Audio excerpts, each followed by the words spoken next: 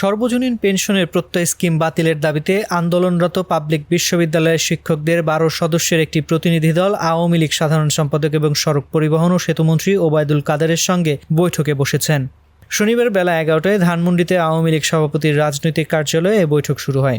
বৈঠকে আওয়ামী লীগের যুগ্ম সাধারণ সম্পাদক মাহবুবুল আলম হানিফ, আফম বাহাউদ্দিন নাসিম, দপ্তর সম্পাদক বিপ্লব বড়ুয়া, শিক্ষা ও মানব সম্পদ বিষয়ক সম্পাদক ও শিক্ষা প্রতিমন্ত্রী শামসুন নাহার চাপা এবং প্রধানমন্ত্রীর শিক্ষা ও সংস্কৃতি বিষয়ক উপদেষ্টা কামাল আব্দুল নাসের চৌধুরী উপস্থিত আছেন। গত ৪ জুলাই এ বৈঠক হওয়ার কথা থাকলেও পরে ওবায়দুল কাদেরের ব্যস্ততার কারণে সেটি স্থগিত করা হয়।